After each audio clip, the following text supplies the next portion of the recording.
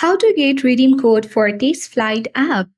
Hi everyone, welcome back to our channel. In this video, I'm going to show you the way to get redeem code for Taste Flight. So in order to get redeem code for Taste Flight, you need to update trial apps. This is what you have to do. First thing first, check email address you provided to app developer.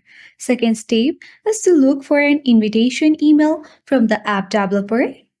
The third step is find the redeem code on web page you are redirected.